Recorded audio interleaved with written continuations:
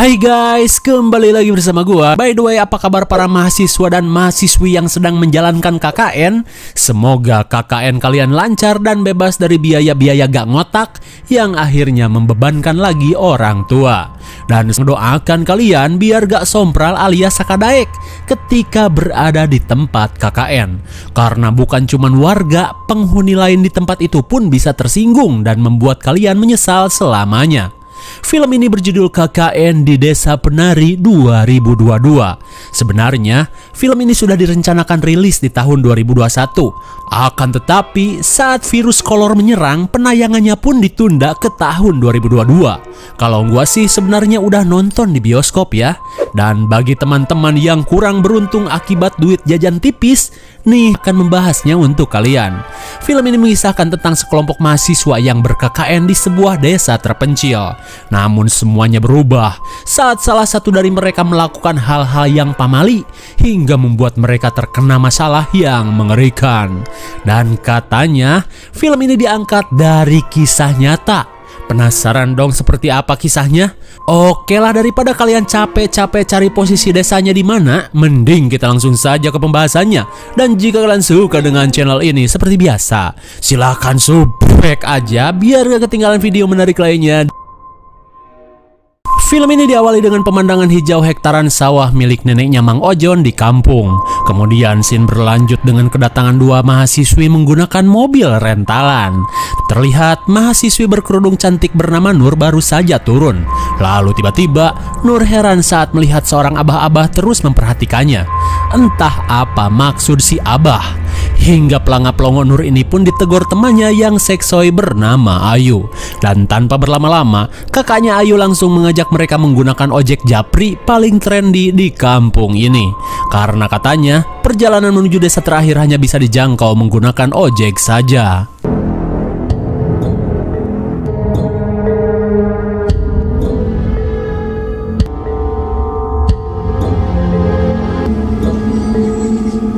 Singkat waktu, setelah berjam-jam ngojek sampai becek, mereka pun akhirnya tiba di desa terakhir yang nama tempatnya selalu disensor. Lalu, mereka pun langsung disambut seorang kepala desa bernama Pak Prabu. Namun tanpa banyak bicara, Pak Prabu langsung mengajak mereka berbicara di rumah saja.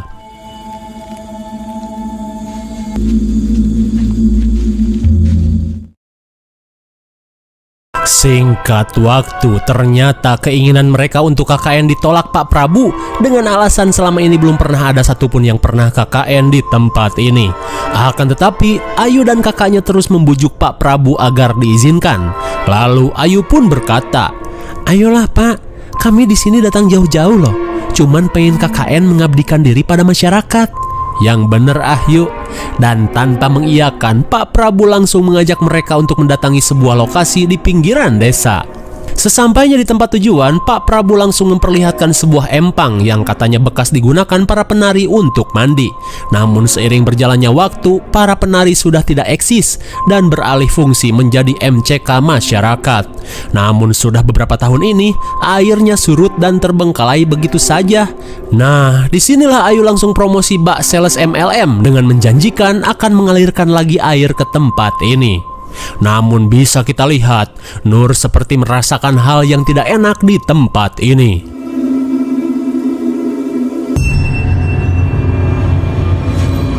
Oh my god, apakah itu Bigfoot Indo?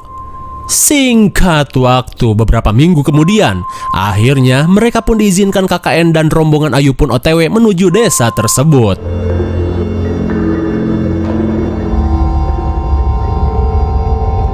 Dan seturunnya dari mobil travel, mereka pun harus berjalan dan menunggu ojek japri.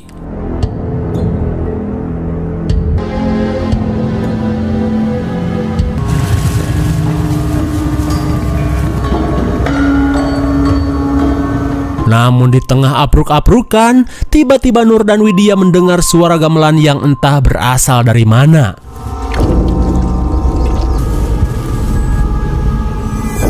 Tiba-tiba saja, sesosok wanita berpakaian bak penari ronggeng memperhatikan mereka dari dalam ruyuk.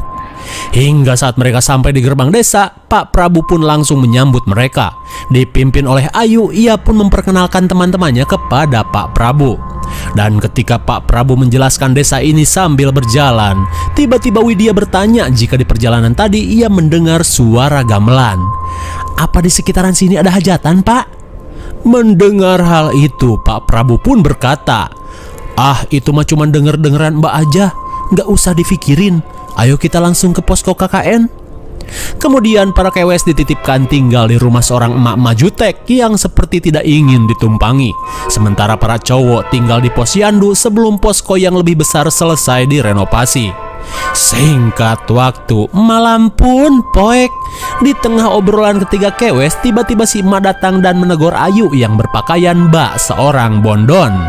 Jelas saja Ayu malu dan langsung pergi ke kamar.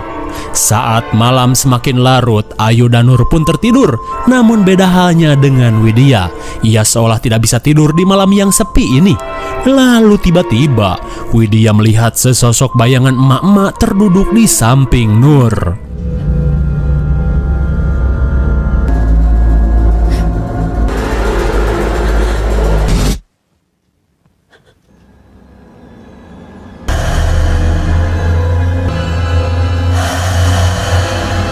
Ternyata sosok itu sedang mengusap-ngusap kepala Nur yang sedang tertidur bagaikan menyayanginya.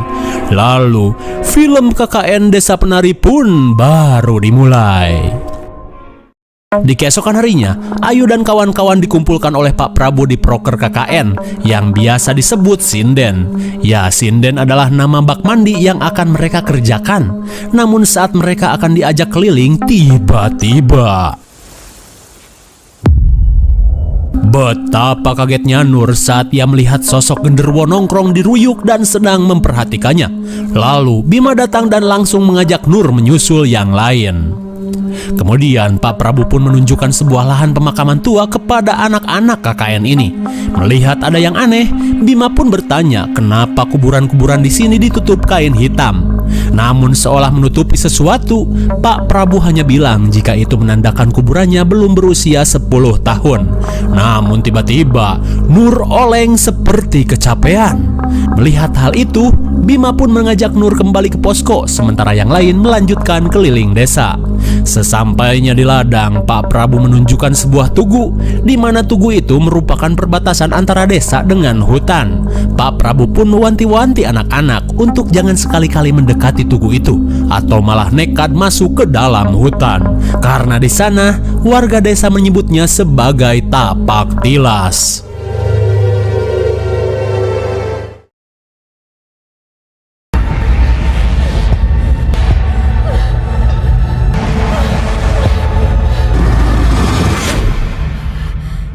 Oh, ternyata Nur yang sehabis pingsan mengalami mimpi buruk diserang genderuwo. Selang beberapa saat, Ayu mulai membagi kelompok untuk prokernya, di mana Ayu menginginkan 3 kelompok yang terdiri dari 2 orang. Dan Ayu ingin sekelompok dengan Bima. Meski Bima ingin sekelompok dengan Widya, namun keputusan Ayu sebagai ketua tidak bisa diganggu-gugat. Singkat waktu, ketika Ayu berada di ladang, tiba-tiba ia melihat Bima keluar dari batas tapak tilas. Entah apa yang dilakukan Bima pada saat itu. Di malam harinya, saat para kewe sedang makan, tiba-tiba Ayu bertanya, guys, Bima udah punya pacar apa belum ya?" Pantes pengen proker berdua. Di keesokan harinya, saat Nur dan Widya akan mandi, Widya pun heran karena selama tinggal di desa ini, ia tidak pernah melihat orang yang seumuran dengan mereka. Dan kebanyakan yang terlihat hanyalah bapak-bapak dan orang-orang tua saja. Namun Nur menganggap jika mungkin anak-anak muda di sini sedang pergi merantau ke kota. Sesampainya di sinden, Widya seolah ketakutan dan meminta Nur untuk jangan lama-lama mandinya. "Enggeh, Wid." Dan saat Nur masuk, Widya malah pelanga-pelongo dan memperhatikan sesajen yang disimpan di tempat itu. Kembali kepada Nur saat ia bersiap mandi.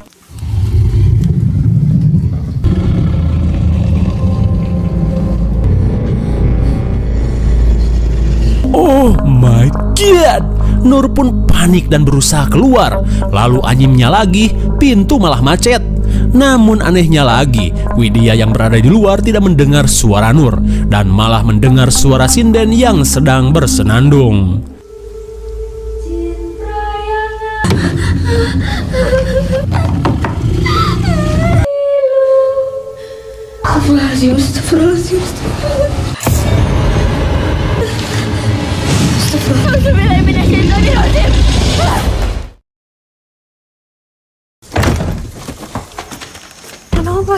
Loh kok nggak jadi mandi, Nur? Ya wes giliranku.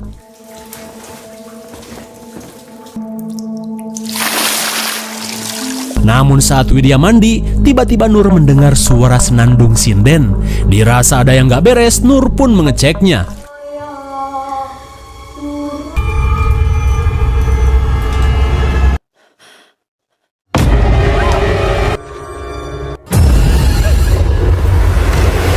Dirasa keadaan semakin aneh, mereka pun bergegas pulang ke posko.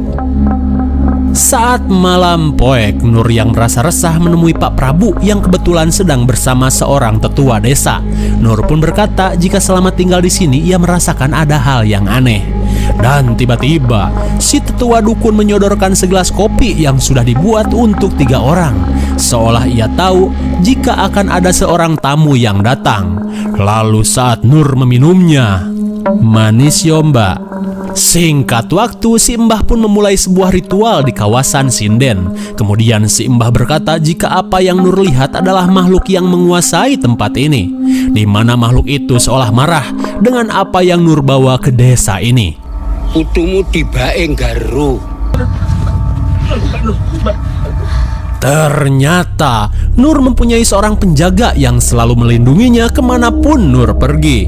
Si Mbah pun berkata, nenek gak usah khawatir, keselamatan cucumu sudah menjadi tanggung jawabku. Dan di sisi Ruyuk, si genderwo pun sedang asyik menyantap sesajen yang diberikan si Mbah. Kembali ke posko Putri, Widya lagi-lagi tidak bisa tidur. Lalu ia pun pergi keluar karena penasaran saat mendengar suara sinden yang sedang bernyanyi. Dan betapa kagetnya Widya saat ia melihat sosok yang seperti Nur.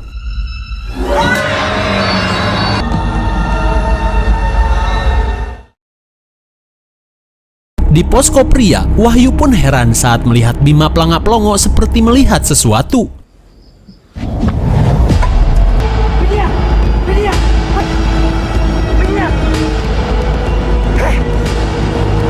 Ternyata Widya sendirilah yang sedang menari.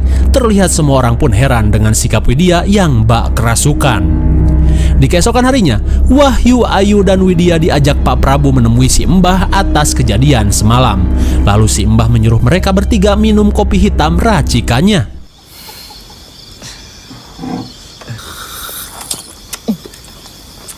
Saat Ayu dan Wahyu minum kopi hitam itu jelas terasa pahit. Namun saat Widya meminum kopi itu, yang ia rasakan justru manis dan malah menghabiskannya. Melihat keanehan itu, si Mbah pun berkata jika Widya adalah tipe wanita yang gampang banget disukai makhluk halus. Maka dari itu, si Mbah sedikit memberi campuran jigong kencur untuk meredakan keanehan Widya. Di sisi lain, Nur yang sedang bersama Anton terlihat berbicara serius mengenai Bima. Karena setiap malam Anton sering mendengar suara desahan Bima dan seorang wanita di dalam kamar. Bahkan Anton pernah menemukan sesajen di kamar Bima. Dan karena Nur gak percaya, Anton pun langsung mengajak Nur untuk membuktikannya.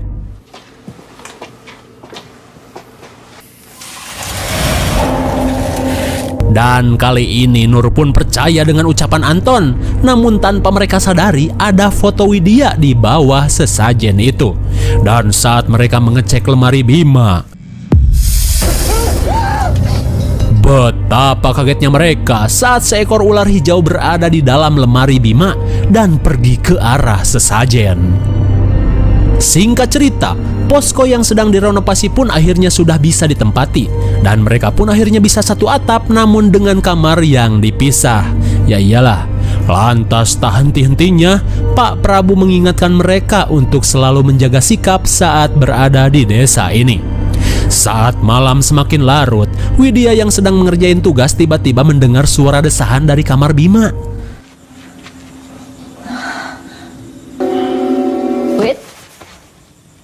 Dan ketika Ayu datang, mereka pun heran dengan suara desahan itu. Kirain gabrutan sama si Ayu. Singkat waktu, terlihat Bima sedang berjalan sendiri apruk-aprukan melewati batas desa. Entah mau kemana perginya si Bima. Kembali ke posko, kali ini semua orang panik karena Widya kembali ketakutan. Dan saat ia diberikan minum,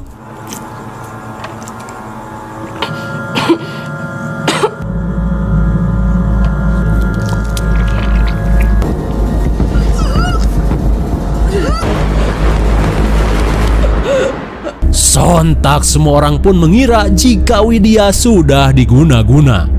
Di keesokan harinya, Nur yang akan tugas tiba-tiba mendengar suara Ayu dan Bima sedang cekcok. Dari percakapannya, Bima sedang marah karena Ayu sudah menghilangkan benda yang harusnya diberikan kepada Widya. Entah benda apa yang sedang mereka bahas. Dan di sore harinya, Ayu dan Nur dipanggil Pak Prabu yang menginginkan mereka untuk menyudahi saja KKN di desa ini. Karena ia khawatir semakin banyak hal aneh yang terjadi. Namun jelas saja Ayu menolaknya. Namun beda halnya dengan Nur yang seolah mengerti dengan maksud Pak Prabu. Sepulangnya dari rumah Pak Prabu, Nur menyampaikan itu kepada Anton dan Wahyu tentang apa yang Pak Prabu inginkan. Tapi jelas saja mereka serba salah karena hal itu tidak akan diterima oleh kampus. Hingga saat Bima datang dengan gelagat aneh, Nur masih ragu untuk membahas sesajen yang ada di kamar Bima. Di keesokan harinya, Nur yang tidak menemukan Bima dan Ayu di ladang mulai curiga jika mereka mojok di area hutan tapak tilas. Hingga Nur akhirnya memberanikan diri untuk melintasi kawasan terlarang itu. Dan di sisi lain terlihat seorang wanita sedang merosot ke celana dengan Bima yang sudah siap diulek. Dan ternyata itu adalah Ayu yang sudah bersiap menghajar lelaki idamannya. Di dalam kolam keramat mereka pun akhirnya melakukan hal nista dan tercela. Nah, atuh kabina-bina si Arya teh. Bah, anjing. Kembali kepada Nur yang sudah jauh apruk-aprukan. Ternyata ia menemukan sebuah pondok pagelaran tari yang sudah terbengkalai. Lalu ketika ia pergi ke WC, oh my god, betapa kagetnya Nur saat melihat Ayu dan Bima yang sedang benerin sleting baru saja keluar dari dalam WC. Di sisi lain, terlihat Widya dan Wahyu baru saja pulang beli perbekalan dari pasar yang jaraknya sangat jauh. Alhasil mereka pun kemagriban di jalan. Lalu di tengah jalan Wahyu berkata, "Wid, kebayang gak kalau tiba-tiba motor mogok? Mana jauh dari bengkel?" Dan benar saja, perkataan Wahyu pun dikabulkan. Mereka pun bingung mana lagi di tengah hutan. Lalu tiba-tiba mereka melihat seorang kakek-kakek nongkrong gak jelas. Lalu si kakek pun menyuruh konco-konconya untuk membantu Wahyu.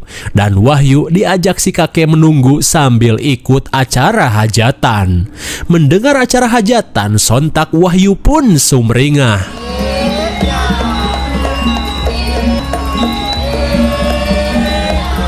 Meski sulit percaya, tapi mereka menemukan acara hajatan.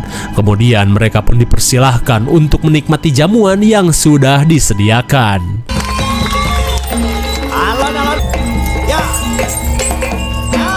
Dan saat melihat seorang dawuh, Widya pun seolah ketakutan. Ia pun langsung mengajak Wahyu untuk segera pulang.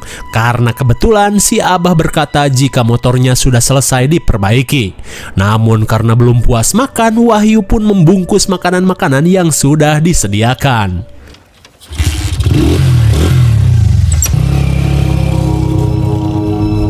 Kembali pada Nur yang sedang memarahi kelakuan bejat Ayu dan Bima setelah kepergok mojok di WC.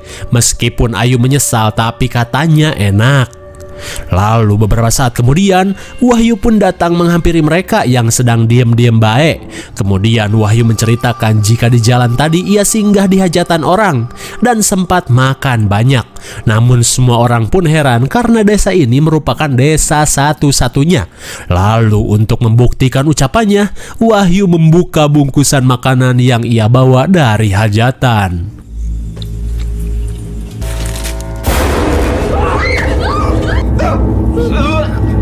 Ternyata yang mereka bungkus adalah kepala monyet.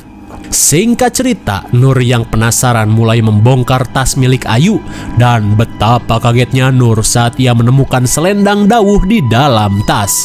Lalu tiba-tiba Widya yang seperti dirasuki datang dan memperingatkan Nur untuk jangan ikut campur urusannya. Timbangane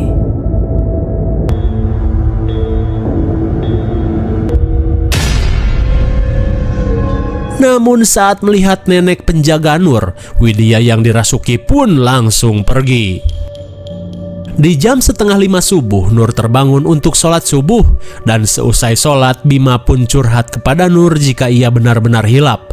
Bima pun berkata, semua ini diawali dengan mimpinya yang terasa begitu nyata. Di dalam mimpinya, ia melihat Widya sedang dililit ular. Lalu seorang wanita yang menamakan dirinya Dawuh berkata, jika Widya tidak akan bisa lepas dari jerat ritual di desa ini. Si Dawuh pun menawarkan bantuan asal Bima mau menuruti apa maunya. Dan karena Bima cinta kepada Widya, akhirnya ia pun menyetujuinya. Ketika itu, Bima disuruh pergi ke WC samping sanggar tari dan ia disuruh untuk mengambil gelang Dawuh. Kemudian, gelang itu Bima harus berikan kepada Widya untuk melindunginya. Dawuh pun berjanji ia akan melindunginya sekaligus memberikan apa yang diinginkan Bima. Mendengar hal itu, sontak Nur pun marah karena menganggap itu adalah tipu daya jin. Kemudian Bima pun berkata jika godaan Dawuh selalu datang di setiap malam, dan itu berarti suara desahan-desahan itu adalah sound effect dari penggabrutan Bima bersama Dawuh. Astagfirullahalazim. Di keesokan harinya, Nur yang penasaran mulai kokorotak hingga ia pun menemukan gelang Dawuh disimpan oleh Ayu di tas Widya. Lantas, Nur pun segera mengamankan benda-benda terkutuk itu dengan cara dibalut bersama kitab suci. Singkat waktu, Nur pun langsung melabrak Ayu di kawasan sinden. Nur pun mendesak agar Ayu mengakui perbuatannya selain kelakuan gabrut sembarangan yang Ayu lakukan. Hingga akhirnya Ayu pun mengaku jika memang awalnya Bima yang menyuruhnya memberikan gelang itu kepada Widya. Namun Ayu menolak. Hingga saat itu ia bertemu dengan penari wanita, ia pun dipaksa untuk melakukannya. Dan sebagai gantinya, ia pun diberikan selendang penakluk lelaki untuk bisa mendapatkan cacing Bima. Wis gendeng lu kon, teriak Nur. Jelas sudah permasalahan yang terus-terusan mendera anak-anak KKN ini. Di malam harinya, Nur memutuskan untuk pulang dan tidak lagi menyelesaikan KKN di desa ini. Sontak pernyataan itu pun membuat semua temannya heran kecuali Ayu yang mewek Bima dan Widya. Melihat keanehan yang terjadi, Wahyu malah menyalahkan desa ini yang dianggap angker. Namun Nur berkata jika yang salah bukanlah desa ini, tapi kita. Singkat waktu, di tengah malam, Widya terbangun saat mendengar suara orang keluar rumah. Dan ketika dicek, ternyata itu adalah Bima yang akan pergi ke Patilasan. Dan karena khawatir, Widya pun bodoh mengikuti kemana Bima pergi. Hingga setelah jauh berjalan, ia pun sampai di sebuah sanggar. Bima? Ketika sampai di WC sanggar, Widya pun kembali mendengar suara aneh.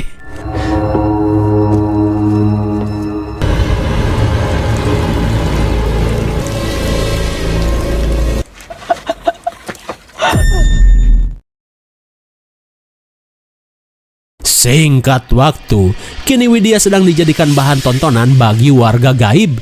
Hingga datanglah Dawuh yang terlihat sangat menyukai Widya. Di sini ya Yondo.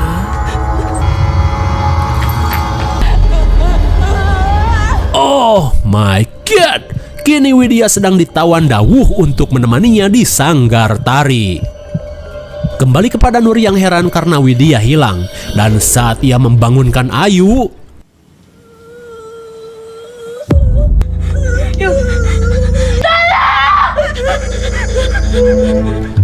betapa kagetnya semua orang saat melihat Ayu mengalami kondisi yang mengerikan. Kembali pada Widya di alam lain. Ternyata jiwa Ayu sudah diambil Dawuh dan disuruh menari di sanggar setan ini.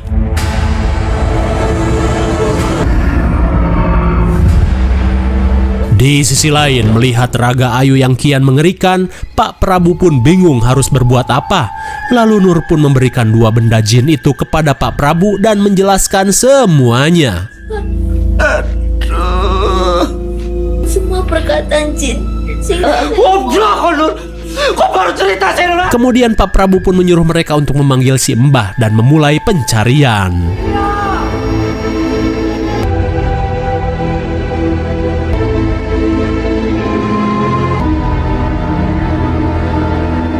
Kembali pada Nur bersama si Mbah. Lalu si Mbah pun menjelaskan asal muasal dari 2 benda itu, di mana dawuh itu adalah gelar bagi seorang penari terkenal bernama Badara Wuhi. Dan gelang ini hanya bisa dipakai oleh dawuh yang terpilih. Sedangkan selendang digunakan untuk memikat siapapun yang diinginkan si dawuh. Si Mbah pun menjelaskan jika Sukma Ayu sedang ditahan di Angkoro Murko. Lalu si Mbah mencoba peruntungan dengan mengeluarkan jurus perubahan.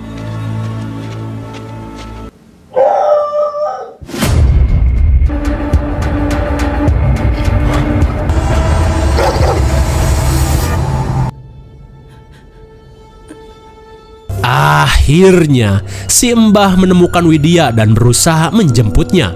Akan tetapi, Ayu, dia tidak dilepaskan oleh Badara Wuhi.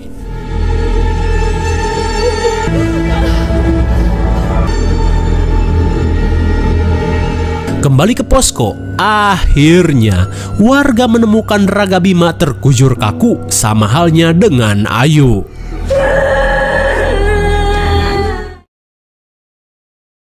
Di pagi harinya, akhirnya Widya berhasil lolos dan dibawa si emak menemui teman-temannya.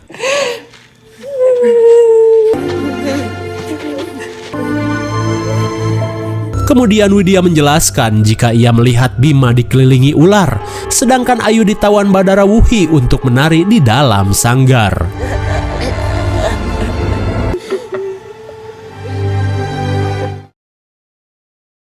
Singkat waktu, si Mbah menjelaskan kondisi Bima dan Ayu, di mana Bima kini menjadi pangeran ular dan akan terus mengawini Badara Wuhi untuk berkembang biak. Sedangkan Ayu sudah dijadikan dawuh yang baru dan akan terus menari sejengkal demi sejengkal mengelilingi seluruh hutan yang ada di kawasan ini. Dan untuk hal itu, si Mbah sudah tidak bisa lagi membantu.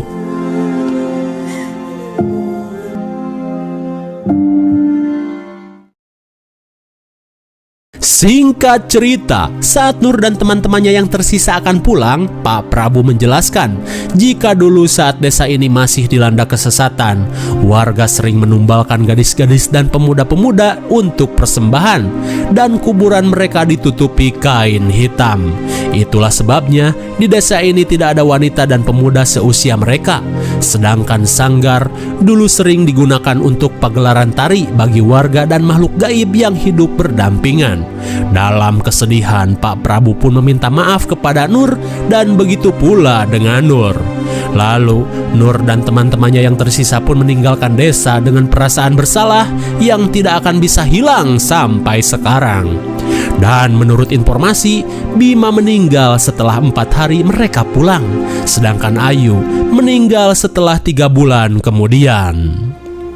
Hingga di tahun 2013, cerita Nur dan Widya selesai direkam oleh seseorang dan bisa dibuat film di tahun 2021. Namun Nur dan Widya berpesan jika nama desa dan juga nama-nama mereka harap disamarkan.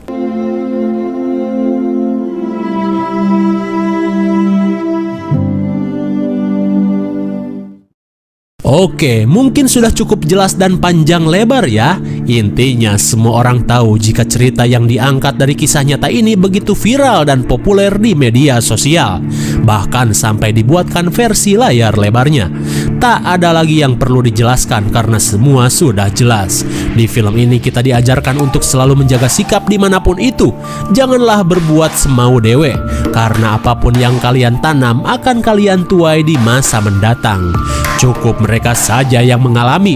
Wahai kalian anak-anak muda, berkacalah dari kejadian ini supaya tidak menyesal di kemudian hari.